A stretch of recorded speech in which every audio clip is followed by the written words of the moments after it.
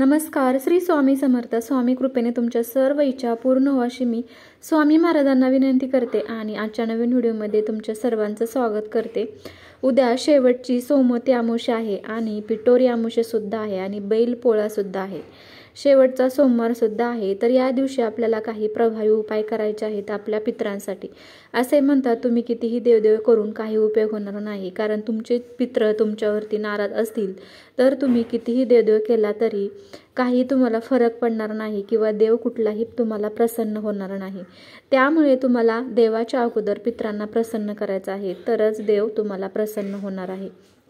तर तुम्हाला या दिवशी म्हणजेच उद्या तुम्हाला सकाळी लवकर उठायचं आहे. आपल्या उंबरट्यावरती पाणी शिंपडायचं आहे. उंबरट्यावरती असे म्हणतात अमावस्येच्या दिवशी पित्र येऊन बसतात, म्हणून तुम्हाला पाणी शिंपडायचं आहे. ते पाणी पिऊन पित्र जे आहे ते खुश होतात आणि आपल्याला आशीर्वाद देखील देतात. तर तुम्हाला आपण दही भाताचा उपाय संध्याकाळी करायचा आहे. त्या अगोदर चॅनलवरती नवीन असाल प्लीज चॅनलला सबस्क्राईब करा. व्हिडिओ आवडला तर लाईक देखील करा. कमेंटमध्ये श्री स्वामी समर्थ देखील लिहायला विसरू नका. तर तुम्हाला संध्याकाळी मूठभर किंवा एक छोटी वाटीवर तुम्हाला तांदूळ घ्यायचे आहेत, पाणी घ्यायचं आहे. तर तुम्हाला भात शिजवायचा आहे. भात शिजवताना तुम्हाला त्याच्यामध्ये मीठ अजिबात घालायचं नाही, तसाच भात शिजवून घ्यायचा आहे. तुम्हाला एका कागदावरती तो शिजलेला भात काढायचा आहे आणि त्याच्यावरती एका चमच्याच्या साह्याने तुम्हाला दही घालायचं आहे. दही घालता असताना ओम पितृदेवताय नमः, ओम पितृदेवताय नमः या मंत्राचा तुम्हाला जप करायचा आहे आणि घराच्या बाहेर किंवा तुमच्या गॅलरीमध्ये तुम्हाला हा भात एका कागदावरती नेऊन ठेवायचा आहे आणि आपल्या पितरांचे स्मरण करायचं आहे.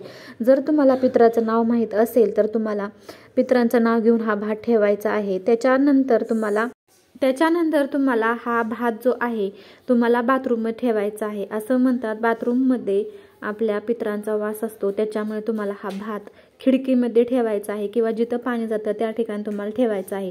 पण त्याच्यानंतर बाथरूममध्ये कोणी गेलेलं नसावं आणि बाथरूम स्वच्छ असावं अशा ठिकाणी ठेवायचं आहे.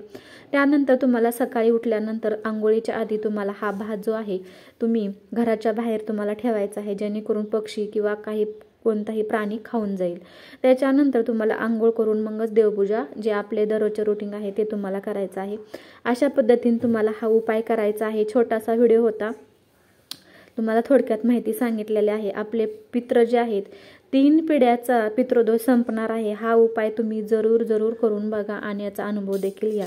व्हिडिओ आवडला तर लाईक करा, नवीन असाल तर सबस्क्राईब करा. धन्यवाद. श्री स्वामी समर्थ.